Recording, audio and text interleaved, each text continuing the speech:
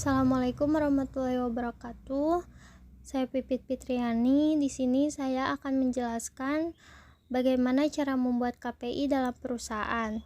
Sebelumnya kita akan mengenali pengertian dari KPI.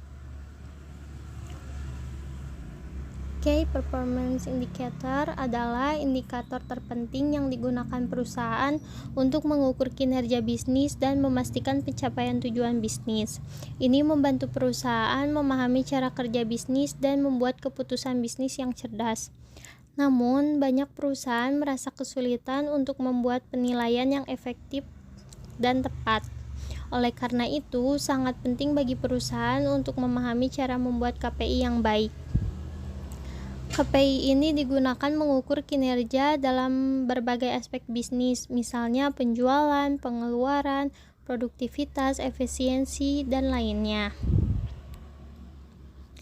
Apa saja penilaian KPI? Pertama, penjualan mengukur penjualan, tingkat konversi, dan margin laba. Kepuasan pelanggan mengukur tingkat kepuasan pelanggan melalui survei ataupun umpan balik pelanggan. Produktivitas mengukur efisiensi dan efektivitas kerja seperti jumlah produk yang diproduksi, waktu pemrosesan, dan tingkat kesalahan.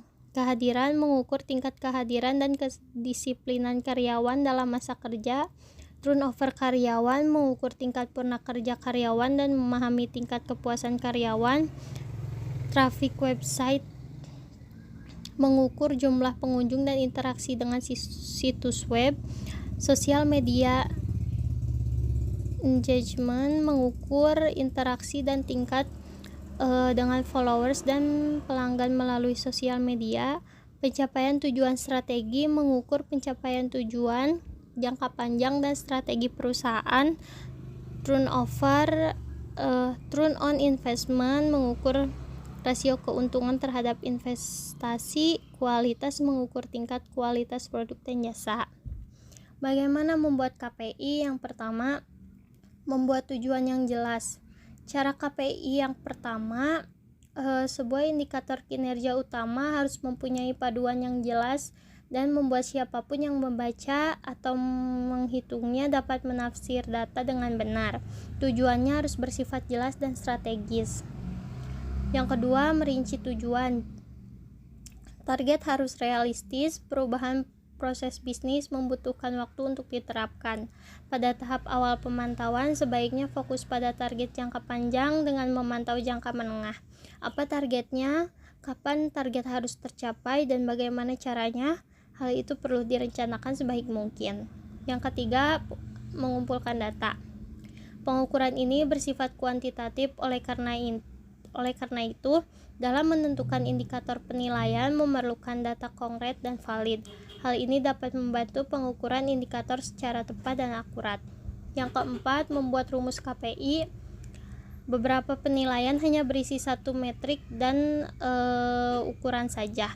Buatlah rumus yang sesuai. Setelah itu, selalu uji rumus tersebut untuk melihat apakah hasil yang didapat sesuai dengan realistis atau tidak. Yang kelima, menyajikan KPI. Untuk mengkomunikasikan indikator penilaian secara efisien, kita perlu menerjemahkan data ke dalam visual yang mudah dipahami seperti grafik dan bagan.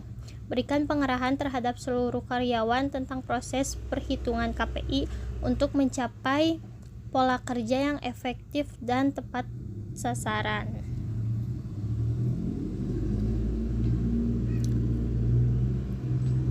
Key Performance Indicator. Masing-masing perusahaan dapat bervariasi berdasarkan tujuan, strategi, dan area bisnis masing-masing tersebut.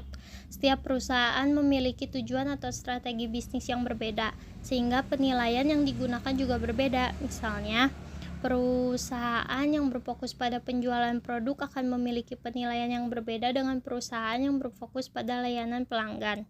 Perusahaan juga mungkin akan menilai yang berbeda untuk departemen atau area yang berbeda. Misalnya, penilaian untuk penjualan terhadap dengan pemasaran atau sumber daya manusia. Oleh karena itu, penting untuk menentukan penilaian yang tepat bagi perusahaan dan departemennya sehingga dapat membantu pencapaian tujuan bisnis yang telah ditetapkan.